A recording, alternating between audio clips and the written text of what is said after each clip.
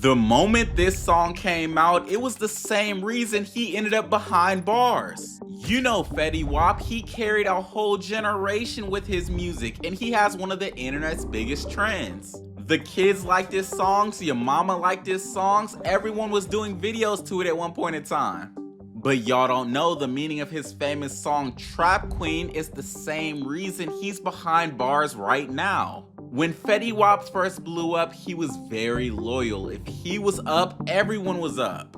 That included all of his friends. He started becoming big in his city with his best friends Monty and Nit. They were all three rappers, but no one would sign them, so Nit thought, why not just make our own label? And that's what he did, but remember, he was just a rapper. He has no experience running a label. But that doesn't matter, he still decides to make one called RGF Productions. Sounds familiar, and he signs Fetty Wap and Monty. And they call themselves the Remy Boys. That's when Bobby Shmurda heard about him, and right before he got arrested, he did a video of himself singing Fetty Wap's music, saying he's up next. So people started hearing about him, and Fetty Wap signed a joint label deal, but only for a small amount, because they didn't know how to negotiate. But that didn't matter, he was blowing up. And it finally happened. He starts getting millions of listeners, one being Rihanna, that said his song Trap Queen was the last song she's ever paid money for. Everyone loved Fetty, even Kanye heard about him, brought him out on stage to perform at one of his concerts. That's when Drake heard about him in the club, one song in particular called My Way, and decided to hit up Fetty asking to be on the song. Fetty said, of course, this song about to go triple platinum. You, me, Monty, this song about to be a hit. Drake said, that sounds amazing, good, but you need to take Monty off the song. Fetty Wap says, what?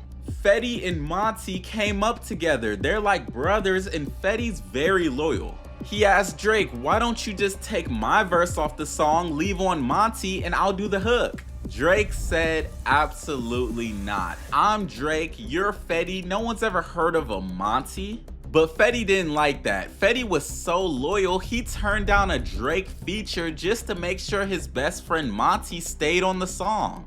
And that was supposed to be Monty's record. That was Monty's breakthrough record. Like, he was supposed to, boom, all right, Fetty Wap goes on tour, Monty goes on tour. You know what I'm saying? It wasn't supposed to be Fetty Wap and then Monty on the tour with Fetty Wap. You know what I'm saying? Like, nah, it wasn't supposed to be like That's that. the alley then. Yeah, that was the alley-oop. Like, all right, you take this song right here, boom.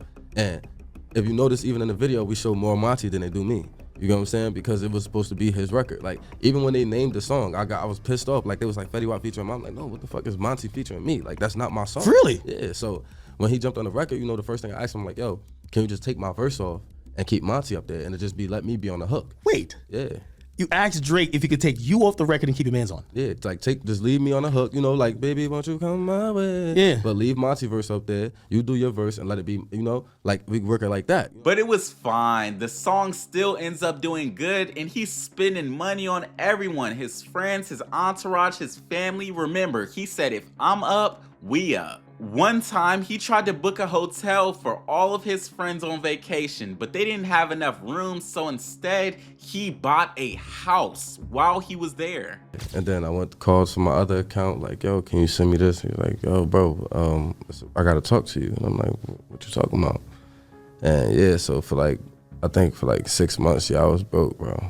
Damn, they had your whole account on freeze. Yeah. It wasn't like no Texas shit or nothing like that.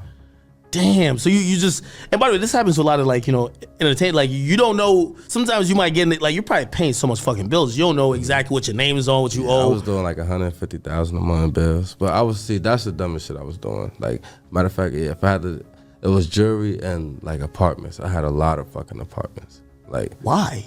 I don't fucking Just for everybody or just for you? I just really I didn't like staying in hotels. I don't like hotels. I don't like people just could knock on my door when they feel like it. You know what I'm saying? Oh, Fetty's in there. Let's go see which room he in. Yeah.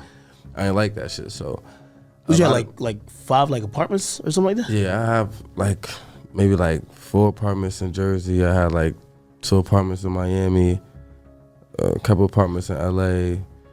Then I have houses in LA. I have a house in Jersey, a house in Miami. I was just doing. Yo, this sounds. All right, so wait.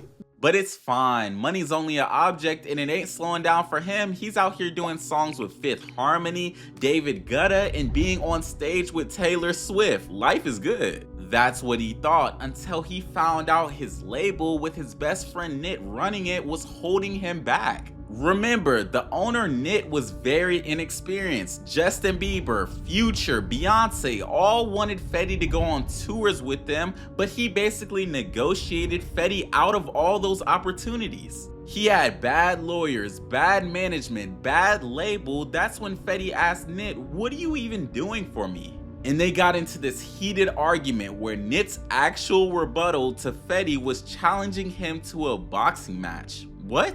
Nit refused to clear songs and not let Fetty release them, and this really affected his mental health. He started dropping less and less songs. That's when he started disappearing due to label issues and not staying relevant because he literally couldn't release any songs. But he finally got it together 3 years later and got out of his label deal with Nit and finally produced a whole album fully funded by him called The Butterfly Effect. He built up anticipation, finally released it, and it went triple cardboard. No one was listening to that because it was too late and everyone forgot about him.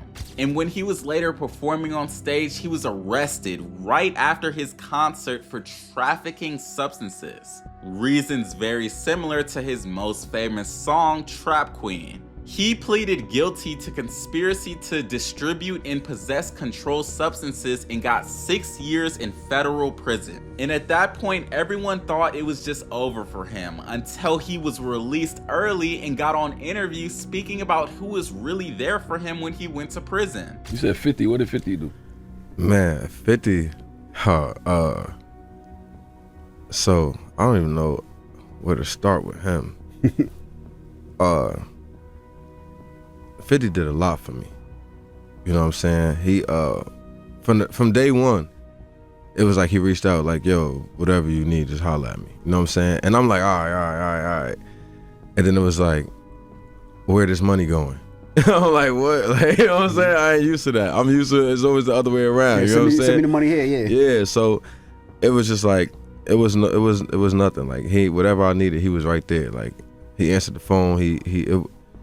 He didn't shy off. You know what I'm saying? All the way down to the time I'm about to come home. He said, yo, how you getting home and stuff like that. You know what I'm saying? So, like, if anything, like as far as financial and like mental like help, he was probably there the biggest. Of all people, 50 Cent was there for him and helped him with anything he needed. He even put money on his books and asked him as soon as he was released, how was he gonna get home? When Fetty Wap comes home, 50 Cent is giving you what advice of like, here's what you should be doing business-wise because the industry has changed so much. I can't curse, right? Yeah, you curse. Yeah. Hey yo, stop fucking up. You know what I'm saying? You should have never stopped making music. Like, you should have kept going hard. Like, you know what I'm saying? Mm-hmm. That's 50. 50 going, he gonna say what he want to say. Like, you know what I'm saying? He ain't got no filter. Mm-hmm. So, it was good. It was everything he told me. It was just like, you know what I'm saying? Just get back to it. Like, don't waste no time this time. You only got this my last chance. You know what I'm saying? However that sounds. And 50 Cent told Fetty this is his last chance to come back, stay relevant, and stay out of trouble. And he changed Fetty Wap's perspective. Fetty used his time in prison to reflect on his life and repair the relationship he had with his family members. And since he's been released, he really stood on what he said. He's been in the studio, writing, recording music, and finally released a new album called Xavier. And it did 11,000 sales in its first week, and honestly, it's not that bad. Fetty Wap might actually be back. Just in time for summer. Thank you all for watching. Make sure to hit that subscribe button and click that like button. And never forget, we need you.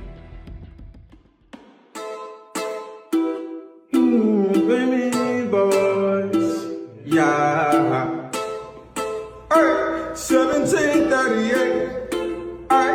I'm like, hey, what's up, hello? Seen your pretty ass soon as you came in the door. I just wanna chill, got a sack for us to roll. Married to the money, introduced her to my store. Showed her how to whip it, now she remix it below. She my trap queen, let it hit the bando. We be counting up, watch how far them bands go. We just set a goal, talking about your elbows. At 56 a gram, 500 grams though. Man, I swear I never how she work the damn pole. Hit the strip club, we be letting bands go. Everybody hate, we just call them bands.